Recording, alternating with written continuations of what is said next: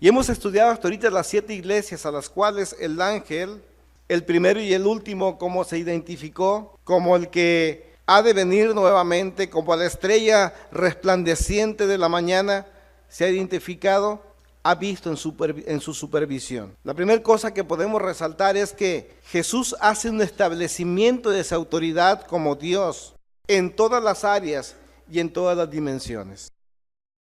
Según la ciencia, dice que existen 10 dimensiones, aunque actualmente la física habla de un poco de más dimensiones.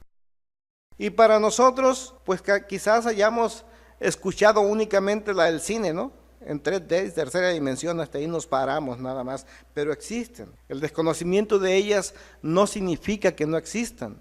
Y el desconocimiento de estas dimensiones dentro de la práctica de muchas religiones les limita a poder entender la autoridad de Cristo Jesús.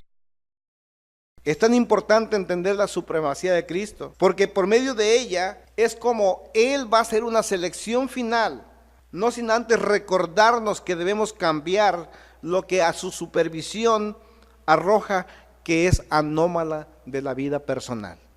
Jesucristo hizo un viaje futurista a cada una de las iglesias en este tiempo, casi ubicadas en el área de Turquía, en Asia, pero ha hecho un viaje futurista hasta el siglo XXI y siglos más allá, en donde nos ha revelado la condición de la iglesia. Y nos recuerda que nosotros como humanos somos limitados, somos seres limitados. Y es que probable que la conclusión para una característica de iglesia, muchos no la sufran, pero nosotros sí. Bueno, pues entendamos entonces lo que Dios hace. Recuerde esta máxima de nosotros como palabra en acción. Mientras la voluntad de Dios se va cumpliendo, nuestro ser interior se va renovando, se va transformando. O de menos eso es lo que debiera pasar. Mientras la voluntad de Dios se va cumpliendo en la vida de aquellos que la han aceptado, casi puedo asegurarlo así, que lo que prosigue es un cambio interno del corazón de la persona, una transformación. Y nos urge saber de qué forma se va renovando. ¿Se va renovando para buenas cosas, para hacernos mejores, o nos vamos degradando como personas? Porque la voluntad de Dios habrá de cumplirse, lo quieras o no. Dile a tu vecino, la voluntad de Dios habrá de cumplirse, lo quieras o no. Y la palabra de Dios sale para bendecir, ¿y para qué más? Para maldecir. Aunque al hombre le cueste trabajo pensar estas cosas. Dice, un Dios tan bueno no puede maldecir a las personas. Bueno, será entonces que tienen un desconocimiento total de lo que es la Biblia, no la han leído. La supremacía nos hace recordar que Dios es supremo, tiene una superioridad, privilegios, prerrogativas que son anexos a su dignidad. Si nosotros analizamos un poquito en la carta a los Colosenses, en el capítulo 1, del versículo 15 al 23, nos vamos a dar cuenta de esta supremacía de Cristo. Dice lo siguiente, Él es la imagen del Dios invisible. Decíamos que Jesús era ¿qué? Era un ser supremo, superior. ¿Superior a quién? A todos. Pero el humano hoy es más listo. Dice, no puede ser superior a mí. ¿Cuántos han escuchado eso de las personas? Sabes, te tengo una novedad. Es que no es necesario que lo digan con sus labios. Lo dicen con su forma de actuar. Dios, Jesucristo, no es mayor que yo, porque yo hago lo que se me antoje, no importa que Jesús diga todo lo contrario. Entonces le quitamos esa superioridad, aparentemente. Pero Él es la imagen del Dios, ¿qué? Invisible. Entonces, si Jesús es la imagen del Dios invisible y yo ignoro el mandato, la invitación de Cristo Jesús a un cambio de vida, ¿qué estoy haciendo? Viviendo en una actitud de soberbia, en donde me estoy asemejando a Dios, en donde yo le digo, ¿sabes qué? Pues tú tendrás tu rollo, yo tengo el mío.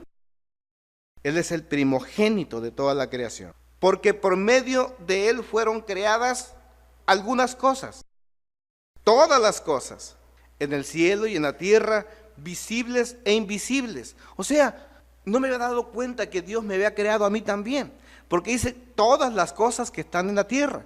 Le hago una pregunta, para que podamos entender la superioridad o la supremacía. es un poco ambigua y muy discorde la comparación que voy a hacer. Pero yo creo que la mayoría de los que estamos aquí presentes en alguna ocasión hemos hecho algo para comer. Tal vez un chocomil, un café, unos huevos, no sé en qué estilo, divorciados o bien casados, no sé. Pero algo han hecho para alimentarse. Y le hago una pregunta, ¿cuántas veces lo que usted hizo no le gustó y lo tiró? ¿Por qué lo tiró? ¿Por qué? ¿No tiene toda la propiedad nutritiva? ¿Qué fue lo que no le agradó? El sabor.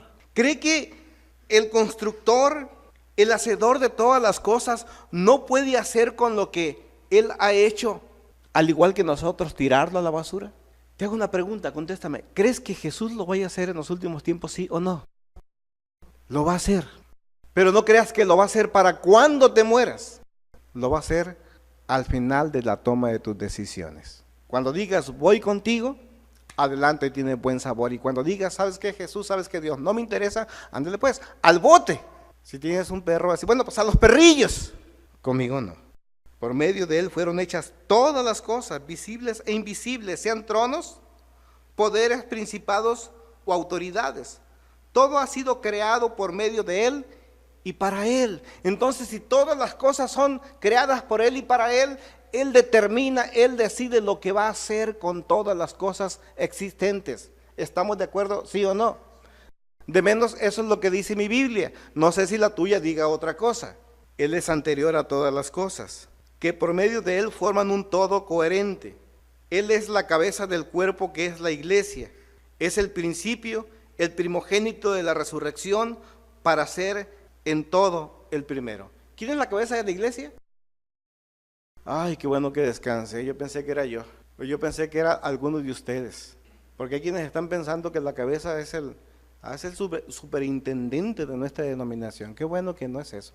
Qué bueno que nosotros estamos leyendo que la cabeza de la iglesia es Cristo. Y Él va a hacer de nosotros lo que Él quiera. ¿Qué va a hacer Dios en palabra en acción? Lo que Él quiera. ¿Cuándo lo va a hacer? Después, aquí viene lo curioso, después de que Él determina, después de que Él diagnostica, Él te da un tiempo para que nosotros hagamos lo que debemos de hacer, y si no, entonces, azote. Lo peor de todo que ya estamos conociendo qué es lo que Dios quiere de nuestras vidas. Es la cabeza del cuerpo que es la iglesia. ¿Ha escuchado en unas denominaciones quién es la cabeza de la iglesia? El pastor. ¿Quién es la máxima autoridad de la iglesia? El pastor. Ajá. Porque a Dios le agradó habitar en Él con toda su plenitud, y por medio de Él reconciliar consigo todas las cosas, tanto las que están en la tierra como las que están en el cielo, haciendo la paz mediante la sangre que derramó en la cruz. En otro tiempo, ustedes por su actitud y sus malas acciones estaban alejados de Dios y eran sus enemigos. Pregunto, ¿cuáles son las malas acciones que nos separaban de Dios? A ver, estamos en discipulado, ¿eh? ¿Cuáles son esas malas actitudes? Los pecados. ¿Y cuáles son esos pecados? El fruto de la carne. ¿Estamos entendiendo? El fruto de la carne es lo que nos separa de Dios. Entonces, si yo estoy pecando, si mis actitudes no son moldeadas y Dios no ve en mí que yo procure salir de mis problemas, Dios me separa de Él mismo. ¿Sí me entendió? Por eso a mí me agrada mucho Deuteronomio, porque dice, cuando yo hable, cuando yo dé los mandamientos y tú no procuras, ¿qué es procurar? Tratar de hacer las cosas que se me están ordenando que yo haga. Entonces, es muy interesante. Antes nosotros estamos alejados de Dios. Dicen algunas versiones, anteriormente ustedes estaban muertos para Dios. ¿Sí? Así dice su versión. Eran sus enemigos. Alguna otra versión por ahí dice, estaban antes muertos en sus delitos y en sus pecados. Y si alguien está muerto, contará para aquella persona que supuestamente se condolía o sentía una empatía para con ella, ¿sí o no? ¿Cuántos de ustedes tienen familiares en sepultura? Y les pregunto, ¿cuántos de ustedes amaron a esos familiares? ¿Cuántos de ustedes los abrazaron y los besaron? Viene lo más fuerte. Si a usted le dijeran, o le hubieran dicho después de las 3 semanas de muerto, ¿sabes qué? Te voy a regalar a tu ser querido. Vamos a sacarlo y lo vamos a poner en tu recámara para que lo sigas besando y lo sigas abrazando. Lo hubiera hecho. Es exactamente lo que Dios hace con nosotros. Continuemos nosotros en la vida de pecado, continuemos nosotros ignorando a Dios, y Él dice, ¿sabes qué? Apestas, hueles, te estás corrompiendo y puedes corromper a los demás. ¿Por qué a un muerto no se le puede dejar en su casa, aunque haya sido de él, si la casa tiene otros familiares o otras personas? ¿Por qué no? Y aparte de la peste, ¿qué pasa? ¿Mande? Provoca enfermedades a otros, que también les puede generar la muerte. Vamos caminando. Pero ahora Dios, a fin de presentarlos santos, intachables, irreprochables delante de Él, los ha reconciliado en el cuerpo mortal de Cristo mediante su muerte, con tal de que se mantengan firmes en la fe, bien cimentados y estables, sin abandonar la esperanza que ofrece el Evangelio. Este es el Evangelio que ustedes oyeron y que ha sido proclamado en toda la creación debajo del cielo, y del que Pablo, en este caso, ha llegado a ser servidor. Entonces, Dios hace una supervisión de toda su creación, de las cosas visibles e invisibles, pero la hace a través de Cristo Jesús, porque a Él se le ha entregado, ¿qué? La autoridad, la supremacía sobre todas las cosas.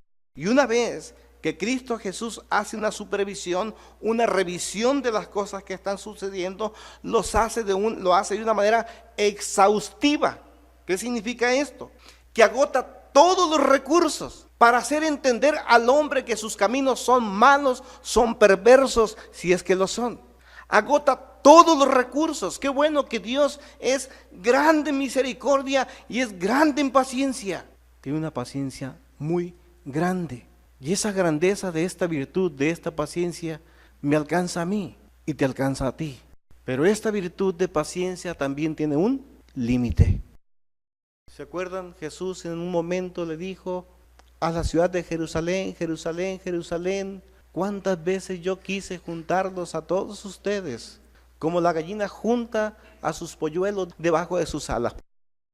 ¿Para qué la gallina junta sus polluelos debajo de sus alas? ¿Para qué? Para protegerlos. Dijo, pero qué tristeza, no atendieron el llamado. Dice, y más tristeza porque vendrá sobre ustedes una situación tan terrible. Fueron las mismas palabras de Jesús. Por cuanto no reconocieron la visitación de Dios para ser salvos. Jesús hace una supervisión, hace una revisión exhaustiva. Dice Romanos 1, versículo 23, que la gloria de Dios es incorruptible. Por eso es que Él, en su gloria, en su reino, quiere personas que estén caminando o procurando caminar hacia la santidad, sacudiéndose de toda la perversidad y sacudiéndose de toda clase de contaminaciones. ¿Por qué? Porque si no vamos a corromper a otros, vamos a dañar a otros. Le hago una pregunta. Nosotros, conociendo que Dios es incorruptible, su soberanía es incorruptible, Jesús es incorruptible, yo les pregunto, ¿pudiésemos nosotros sobornarlo? Aunque una religión muy grande, muy fuerte, que por muchos años está vendiendo derechos para sobornar a Dios. ¿Pudieras tú comprar el favor de Dios? En pocas palabras, a Dios no se le puede alterar el plan. Sí se le puede tal vez dañar. Se le ha tratado de dañar el testimonio. Tanto Satanás como muchos hombres viciados y perversos han tratado de echar a perder el proyecto de Dios. Lo han viciado. Están estropeando los proyectos individuales de Dios o de iglesias locales que puedan alcanzar la vida de otros. Personas que no quieren entender que hay un solo camino. Y los que no quieren seguirlo, le llaman herejía. Hechos 24:14. Pues qué tontería habla dicen, ¿no? Esto no concuerda con la palabra de Dios. Jesús dijo, yo soy el camino, la verdad y la vida, y nadie viene al Padre si no es a través de mí. Y Jesús está haciendo una supervisión. No lo hace entender ese examen que hizo a las iglesias. Vayamos caminando un poco más y conozcamos lo que en conclusión podemos nosotros alcanzar a conocer. A una iglesia le dijo, conozco tus obras y tu duro trabajo, tu perseverancia. ¿Se identifica contigo? ¿Tienes perseverancia? Yo creo que como ministerios, aunque nos veamos tan reducidos en los últimos tiempos, estamos pasando, yo casi puedo afirmar que hemos pasado la prueba del tiempo, aunque la prueba de la fidelidad no la estamos alcanzando. Supervisión, dijo, conozco tus obras y tu duro trabajo, tu perseverancia. Y también sé, dice, que no soportas a los malvados. Vamos a 1 Corintios, por favor, capítulo 5. Y esto es tan interesante, porque cuando la iglesia no entiende a qué es lo que se refiere, pensamos que tenemos que separarnos, como dice la religión, sepárate del mundo, ¿verdad? Y Jesús que dijo, no, yo no los vengo a sacar al mundo, del mundo. Yo los vine a apartar, a darles santidad para que entendieran que la santidad no es otra cosa más que estar de acuerdo con el proyecto de Dios, y una vez que lo conocen, es regresarlo al mundo para que ganen a muchos que están perdidos y los conviertan al reino de Dios. Dice, ya del dominio público que hay entre ustedes un caso inmoral sexual que ni siquiera entre los paganos se tolera, a saber que uno de ustedes tiene por mujer a la esposa de su padre. Y de eso se sienten orgullosos. ¿No debieran más bien haber lamentado lo sucedido y expulsado de entre ustedes al que hizo tal cosa? Yo por mi parte, aunque no estoy físicamente entre ustedes, sí estoy presente en espíritu y ya he juzgado como si estuviera presente a que cometió este pecado. Cuando se reúnan en el nombre de nuestro Señor Jesús y con su poder, yo los acompaño en espíritu. Entreguen a este hombre, a Satanás, para destrucción de su naturaleza pecaminosa, a fin de que su espíritu sea salvo en el día del Señor. Qué tremenda recomendación, ¿no? Hacen mal en jactarse. ¿No se dan cuenta de que un poco de levadura hace fermentar toda la masa? Desháganse de la vieja naturaleza para que sea masa nueva, panes sin levadura como lo son en realidad, porque Cristo, nuestro Cordero Pascual, ya ha sido sacrificado. Así que celebremos nuestra Pascua no con la vieja levadura, que es la malicia y la perversidad, sino con pan sin levadura, que es la sinceridad y la verdad. Por esta carta yo les he dicho que no se relacionen con personas inmorales. Por supuesto, no me refería a la gente inmoral de este mundo, ni a los avaros, estafadores o idólatras. En tal caso, tendrían ustedes que salirse de este mundo. ¿Recuerdan las palabras de Jesús? ¿Qué fue lo que dijo? Padre, yo te ruego por ellos para que les des fortaleza en medio de un mundo confuso y perverso. Pero en esta carta quiero aclararles que no deben relacionarse con nadie que llamándose hermano sea inmoral o avaro, idólatra, calumniador, borracho o estafador. Con tal persona ni siquiera deben juntarse a comer. ¿Acaso me toca a mí juzgar a los de afuera? ¿No son ustedes los que deben de juzgar a los de dentro? Dios juzgará a los de afuera. Expulsen al malvado de entre de ustedes. Qué duro está esto, ¿no? Y es lo que Jesús está haciendo. Es lo que Jesús nos está reconviniendo que hagamos. Porque Él está poniendo sus ojos y Él nos ama. Y nos da un tiempo. Dice, persevera en medio del desánimo. En el mundo vas a tener aflicciones, pero confía, yo he vencido al mundo. ¿Por qué las personas creyentes se contaminan con la inmoralidad y la perversidad? Porque no están confiando en Dios. Se adelantan a los hechos. Quieren las cosas a su manera. ¿Recuerdan ustedes lo que pasaba en el Antiguo Testamento? La inmoralidad había sido tal, y hablo en todos los aspectos, que si a alguien le gustaba el celular que traían, le daban muerte por tal de obtenerlo. Es algo semejante a lo que pasa el día de hoy. Y cuidado con que no traigas dinero, no traigas nada de valor, porque de igual manera acaban con tu vida. Hemos leído en los periódicos, visto en las noticias constantemente, una viejecita de 76 años con saña, muerta por más de 20 puñaladas para quitarle algún dinero que pudiera a ese malvado y perverso poderse comprar tan solo una dosis de heroína. ¿No será perversión esa? Y pudiéramos decir nosotros, bueno, esos son los casos extremos. Mi pecado no es tan feo. Porque luego nos comparamos, ¿no? Mira que él tiene esto. ¿Por qué no me habrá de pasar Dios? Pasarme de esta situación. Persevera en medio del desánimo. Confía en Dios, si Él ha prometido bendecirte, te va a bendecir. Y si tú sabes que no estás envuelto en la perseverancia, si te has vuelto amigo de los malvados y en lugar de reprenderles, eres parte de ellos, entonces el Señor te dice, arrepiéntete y vuelve al primer amor. Arrepiéntete. Ya Jesús ha hecho un examen exhaustivo. Sabe de qué te puedes enfermar. Dice, para que cosa así no pase, arrepiéntete. El que tenga oídos, oiga. ¿Y qué es lo que pasa si no te arrepientes de estas cosas? ¿Qué es lo que viene sobre ti? El juicio de Dios. Y es un juicio que no vendrá para cuando te mueras o para segunda venida. Es un juicio que viene sobre tu vida para que entiendas quién es el que tiene la supremacía de todas las cosas en esta tierra. Y siguió analizando ese espíritu de las iglesias. Y otra iglesia que se creía rica decía: yo no necesito a Dios, tengo todas las cosas, es más, soy una persona virtuosa, estoy llena de talento, estoy llena de tantas virtudes. Dijo: tú eres pobre, lo único bueno que tienes, le dijo, es que no te apantalles de los sectarios. ¿Quiénes son los sectarios?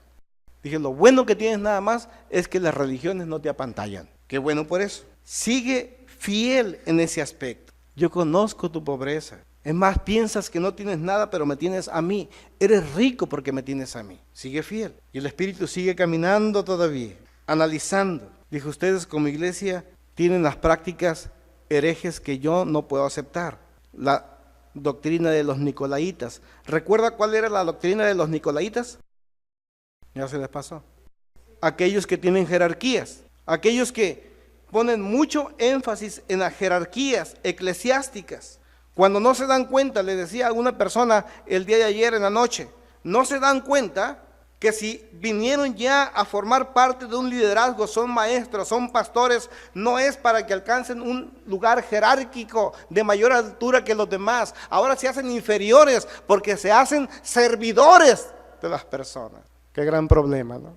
Es que soy el pastor, pero no trabaja ni funciona como pastor porque no sirve a los demás.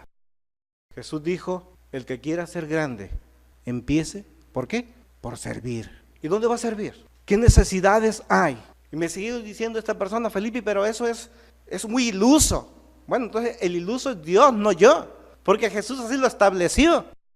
En un mundo tan confuso, hoy te escucha algo importante: los pastores ya no quieren ser pastores, ahora quieren ser profetas, quieren ser más grandes, o quieren ser apóstoles, porque piensan que eso es un grado de mayor autoridad. Tontos. No saben que es todo lo contrario. Es de servicio, es de más servicio. La autoridad únicamente es de servicio. ¿La autoridad es de qué? De servicio, lo confunden. Tienen la doctrina de los nicolaitas. Y luego dice: pero también tienes la doctrina de Balaam. Estás vendiendo la palabra prácticamente. Usas de la palabra lo que te conviene para sacar provecho de ella, y aquello que te tiene que hacer un eco en tu corazón para que te cambie tus formas de pensamiento y de acciones, lo dejas por un lado. De la palabra lo que se te acomoda. ¿O cómo? No, de la moda lo que se te acomoda, dice, ¿no? Pues es casi igual. Sigue diciendo Jesús: arrepiéntete si piensas así. Tienes también la doctrina jezabélica. ¿Se acuerdan quién era Jezabel? Dijo: pero no solo eso. Esta mujer que se creyó profeta, se creyó ser grande. Y aparte de practicar un culto inmoral, porque ¿cuál era el culto de Jezabel? ¿En qué se delimitaban? Tres cosas importantes. El culto jezabélico involucraba tres cosas. ¿Cuáles eran? Adulterio, fornicación, prostitución, la ingesta de comidas ofrecidas a los ídolos, y falta una tercera: la toma de sangre. Qué importante es, entender, ¿sí? Como lo hacen algunos cantantes de rock y como lo hacen también algunas culturas en India y en el África. Por eso le dice: Señor, despiértate, estás dormido, arrepiéntete de tu inmoralidad. Le dice: te he dado únicamente un tiempo para que te arrepientas, y si no te arrepientes, dijo, mando castigo sobre la vida de tus hijos. En ti está, tú sabes el qué hacer, está en ti. O obedeces o te arrepientes, sigues como estás, o sigue en tu letargo y olvídate de Dios.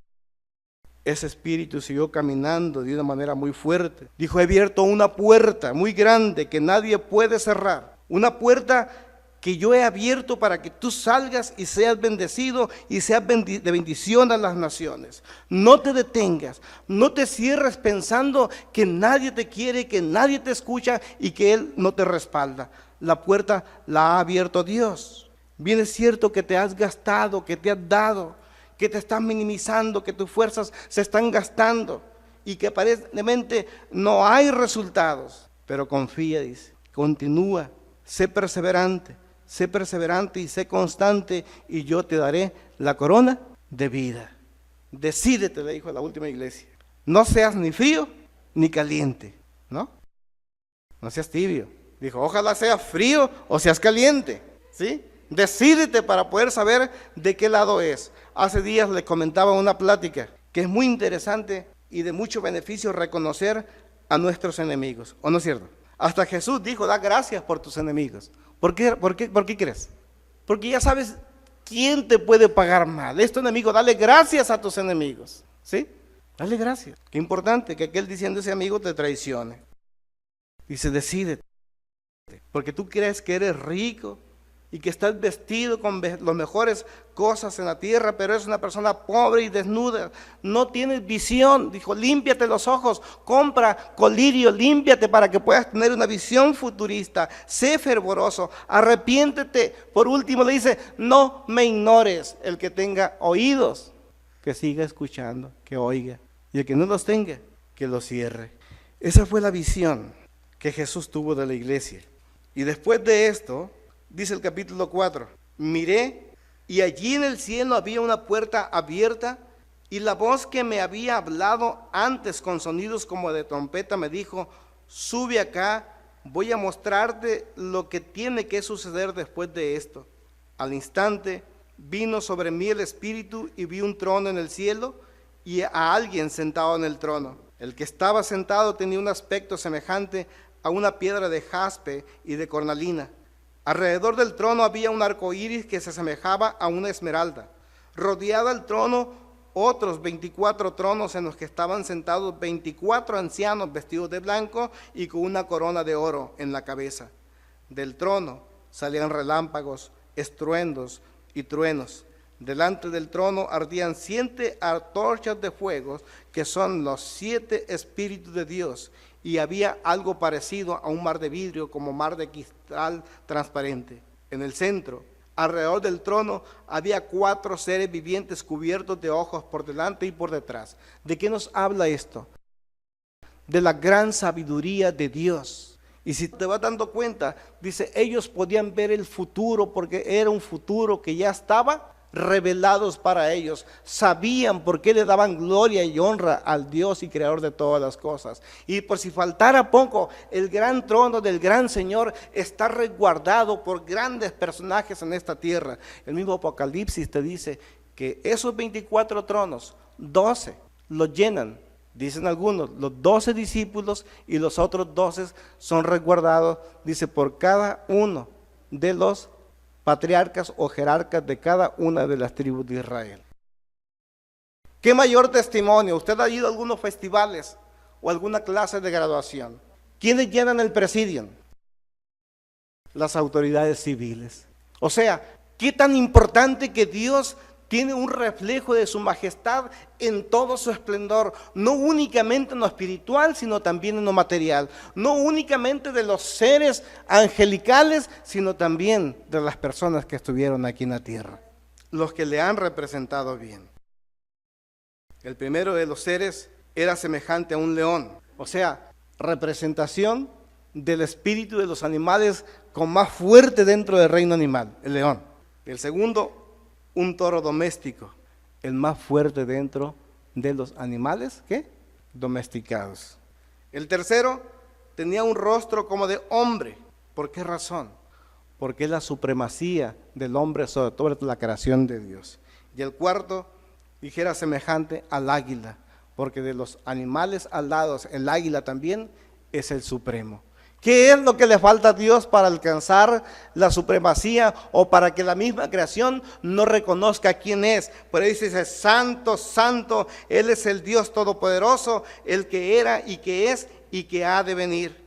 Cada vez que estos seres vivientes daban gloria, honra y acción de gracias al que estaba sentado en el trono, al que vive por los siglos de los siglos, los 24 ancianos se postraban delante de él y adoraban al que vive por los siglos de los siglos, y sus coronas que habían ganado, que habían sido puestas en sus cabezas, eran tiradas al trono, a los pies de aquel que lo llena todo. Qué importante. ¿Qué nos queda como hombres a nosotros? Decir, soy lo mejor, o quitar mi corona, entender que lo que soy es gracias al grande amor de Dios sobre mi vida. Descansemos, descansemos. Dice el versículo 13, digno eres, Señor y Dios nuestro, de recibir la gloria, la honra y el poder. Porque tú creaste todas las cosas por tu voluntad existen y fueron creadas. Qué importante es entender entonces que la iglesia no es un club. La iglesia tampoco es un organismo, aunque es social porque está constituido por personas, no tiene una estructura social o civil que los hombres determinen cómo va a funcionar. Dios ya lo ha determinado. La iglesia debe de comportarse como Dios desea que se comporte, si es que requiere, si es que necesita y desea ser respaldada por Dios. Habrá una pregunta hasta aquí. Vamos a cortar y yo creo que vamos a salir ya de lo que es la iglesia para dar paso a otras cosas. Preguntas.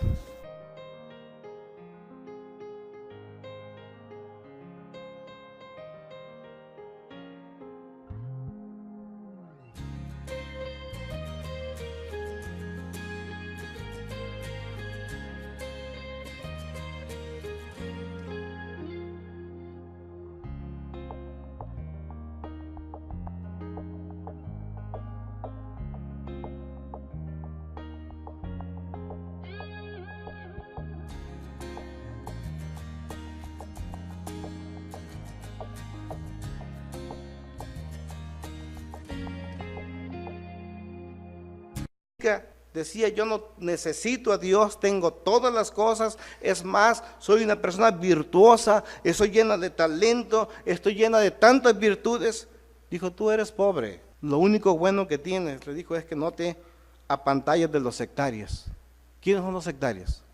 Dije, lo bueno que tienes nada más es que las religiones no te apantallan. Qué bueno por eso. Sigue fiel en ese aspecto. Yo conozco tu pobreza. Es más, piensas que no tienes nada, pero me tienes a mí. Eres rico porque me tienes a mí. Sigue fiel. Y el Espíritu sigue caminando todavía, analizando. Dijo, ustedes como iglesia tienen las prácticas herejes que yo no puedo aceptar. La doctrina de los nicolaitas. ¿Recuerda cuál era la doctrina de los nicolaitas? Ya se les pasó. Aquellos que tienen jerarquías. Aquellos que ponen mucho énfasis en las jerarquías eclesiásticas. Cuando no se dan cuenta, le decía a una persona el día de ayer en la noche, no se dan cuenta que si vinieron ya a formar parte de un liderazgo, son maestros, son pastores, no es para que alcancen un lugar jerárquico de mayor altura que los demás. Ahora se hacen inferiores porque se hacen servidores de las personas. Qué gran problema, ¿no? Es que soy el pastor, pero no trabaja ni funciona como pastor porque no sirve a los demás. Jesús dijo, el que quiera ser grande, empiece, ¿por qué?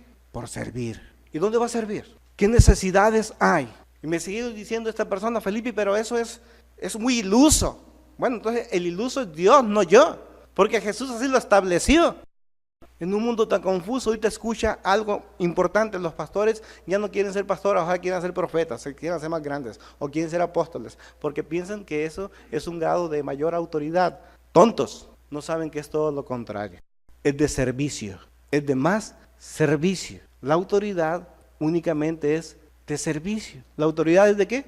De servicio, lo confunden. Tienen la doctrina de los nicolaitas. Y luego dice, pero también tienes la doctrina de Balaam. Estás vendiendo la palabra prácticamente. Usas de la palabra lo que te conviene para sacar provecho de ella y aquello que te tiene que hacer un eco en tu corazón para que te cambie tus formas de pensamiento y de acciones, lo dejas por un lado. De la palabra lo que se te acomoda. ¿O cómo? No, de la moda lo que se te acomoda, dice, ¿no? Pues es casi igual. Sigue diciendo Jesús, arrepiéntete si piensas así. Tienes también la doctrina jezabélica. ¿Se acuerdan quién era Jezabel? Dijo, pero no solo eso. Esta mujer que se creyó profeta, se creyó ser grande. Y aparte de practicar un culto inmoral, porque ¿cuál era el culto de Jezabel? ¿En qué se delimitaban? Tres cosas importantes. El culto jezabélico involucraba tres cosas. ¿Cuáles eran? Adulterio, fornicación, prostitución, la ingesta de comidas ofrecidas a los ídolos, y falta una tercera, la toma de sangre. Qué importante es, entender, ¿sí? Como lo hacen algunos cantantes de rock y como lo hacen también algunas culturas en India y en el África. Por eso le dice, Señor, despiértate, estás dormido, arrepiéntete de tu inmoralidad. Le dice, te he dado únicamente un tiempo para que te arrepientas Y si no te arrepientes, dijo, mando castigo sobre la vida de tus hijos. En ti está. Tú sabes el qué hacer. Tú sabes el qué hacer. Está en ti. Obedeces o te arrepientes, sigues como estás o sigue en tu letargo y olvídate de Dios. Ese espíritu siguió caminando de una manera muy fuerte. Dijo, he abierto una puerta muy grande que nadie puede cerrar. Una puerta que yo he abierto para que tú salgas y seas bendecido y seas de bendición a las naciones. No te detengas, no te cierres pensando que nadie te quiere, que nadie te escucha y que Él no te respalda. La puerta la ha abierto Dios. Bien es cierto que te has gastado, que te has dado, que te estás minimizando, que tus fuerzas se están gastando y que aparentemente no hay resultados. Pero confía, dice, continúa, sé perseverante y sé constante y yo te daré la corona de vida.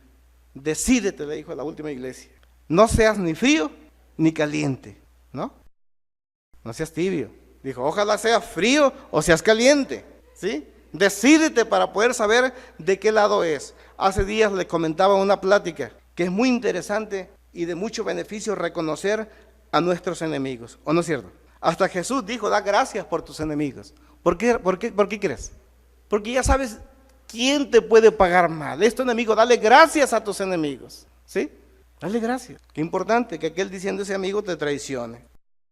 Dice, decídete, porque tú crees que eres rico y que estás vestido con las mejores cosas en la tierra, pero eres una persona pobre y desnuda, no tienes visión. Dijo, límpiate los ojos, compra colirio, límpiate para que puedas tener una visión futurista, sé fervoroso, arrepiéntete. Por último le dice, no me ignores. El que tenga oídos, que siga escuchando, que oiga, y el que no los tenga, que los cierre. Esa fue la visión que Jesús tuvo de la iglesia. Y después de esto, dice el capítulo 4, miré y allí en el cielo había una puerta abierta y la voz que me había hablado antes con sonidos como de trompeta me dijo, sube acá, voy a mostrarte lo que tiene que suceder después de esto. Al instante vino sobre mí el Espíritu y vi un trono en el cielo y a alguien sentado en el trono. El que estaba sentado tenía un aspecto semejante a una piedra de jaspe y de cornalina. Alrededor del trono había un arco iris que se asemejaba a una esmeralda. Rodeado al trono, otros 24 tronos en los que estaban sentados 24 ancianos vestidos de blanco y con una corona de oro en la cabeza. Del trono salían relámpagos, estruendos y truenos. Delante del trono ardían 7 antorchas de fuego, que son los 7 espíritus de Dios. Y había algo parecido a un mar de vidrio, como mar de cristal transparente. En el centro, alrededor del trono, había 4 seres vivientes cubiertos de ojos por delante y por detrás. ¿De qué nos habla esto? De la gran sabiduría de Dios. Y si te vas dando cuenta, dice, ellos podían ver el futuro porque era un futuro que ya estaba revelados para ellos. Sabían por qué le daban gloria y honra al Dios y creador de todas las cosas. Y por si faltara poco, el gran trono del gran Señor está resguardado por grandes personajes en esta tierra. El mismo Apocalipsis te dice que esos 24 tronos, 12 los llenan. Dicen algunos, los 12 discípulos y los otros 12 son resguardados, dice, por cada uno de los patriarcas o jerarcas de cada una de las tribus de Israel. ¿Qué mayor testimonio? Usted ha ido a algunos festivales o alguna clase de graduación. ¿Quiénes llenan el presidium? Las autoridades civiles.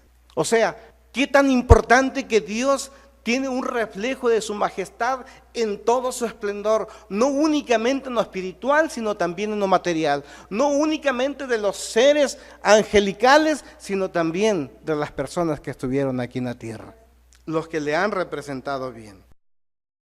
El primero de los seres era semejante a un león, o sea, representación del espíritu de los animales con más fuerte dentro del reino animal, el león. El segundo, un toro doméstico, el más fuerte dentro de los animales, ¿qué? Domesticados. El tercero tenía un rostro como de hombre. ¿Por qué razón? Porque es la supremacía del hombre sobre toda la creación de Dios. Y el cuarto, dijera semejante al águila, porque de los animales alados, el águila también es el supremo. ¿Qué es lo que le falta a Dios para alcanzar la supremacía o para que la misma creación no reconozca quién es? Por ahí dice, santo, santo, Él es el Dios todopoderoso, el que era y que es y que ha de venir. Cada vez que estos seres vivientes daban gloria, honra y acción de gracias al que estaba sentado en el trono, al que vive por los siglos de los siglos, los 24 ancianos se postraban delante de él y adoraban al que vive por los siglos de los siglos, y sus coronas que habían ganado, que habían sido puestas en sus cabezas, eran tiradas al trono, a los pies de aquel que lo llena todo. Qué importante. ¿Qué nos queda como hombres a nosotros? Decir, soy lo mejor, o quitar mi corona, entender que lo que soy es gracias al grande amor de Dios sobre mi vida. Descansemos, descansemos. Dice el versículo 13, digno eres, Señor y Dios nuestro, de recibir la gloria, la honra y el poder, porque tú creaste todas las cosas, por tu voluntad existen y fueron creadas. Qué importante es entender entonces que la iglesia no es un club. La iglesia tampoco es un organismo, aunque es social porque está construido por personas, no tiene una estructura social o civil que los hombres determinen cómo va a funcionar. Dios ya lo ha determinado. La iglesia debe de comportarse como Dios desea que se comporte, si es que requiere, si es que necesita y desea ser respaldada por Dios. Habrá una pregunta hasta aquí. Vamos a cortar y yo creo que vamos a salir ya de lo que es la iglesia para dar paso a otras cosas. Preguntas.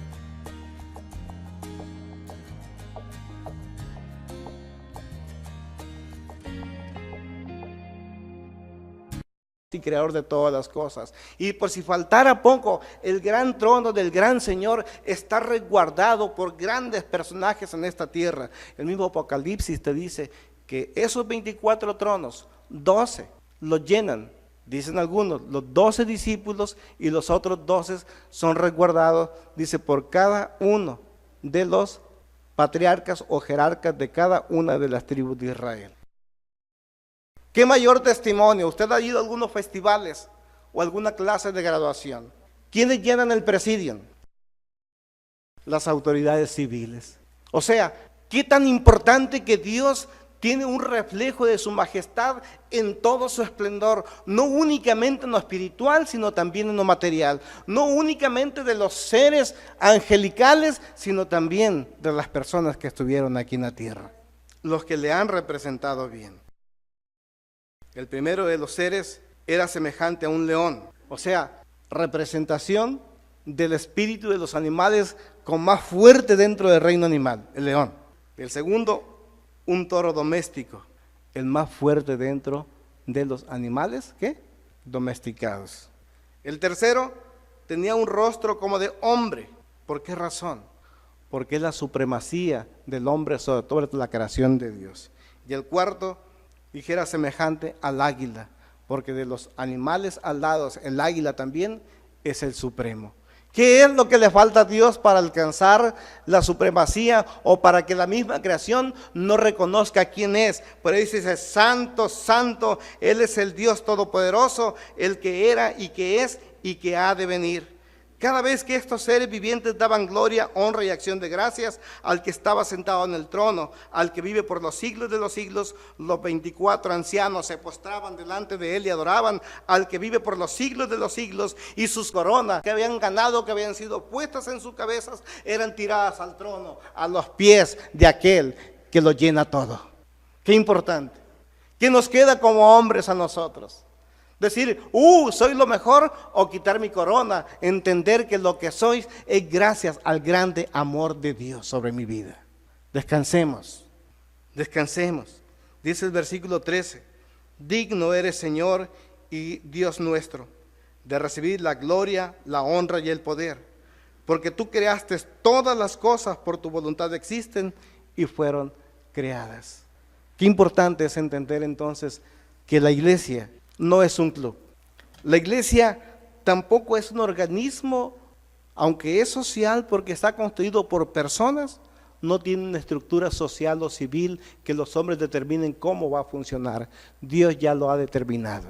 La iglesia debe de comportarse como Dios desea que se comporte, si es que requiere, si es que necesita y desea ser respaldada por Dios. Habrá una pregunta hasta aquí. Vamos a cortar y yo creo que vamos a salir ya de lo que es la iglesia para dar paso a otras cosas. Preguntas.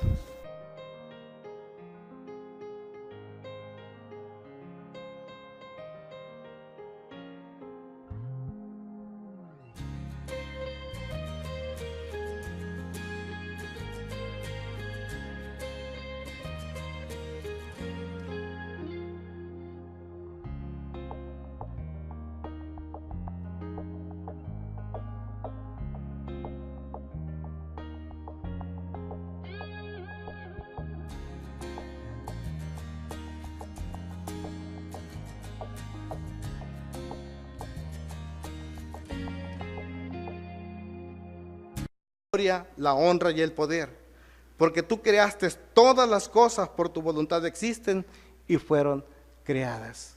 Qué importante es entender entonces que la iglesia no es un club. La iglesia tampoco es un organismo, aunque es social porque está constituido por personas, no tiene una estructura social o civil que los hombres determinen cómo va a funcionar. Dios ya lo ha determinado. La iglesia debe de comportarse como Dios desea que se comporte, si es que requiere, si es que necesita y desea ser respaldada por Dios. Habrá una pregunta hasta aquí. Vamos a cortar y yo creo que vamos a salir ya de lo que es la iglesia para dar paso a otras cosas. Preguntas.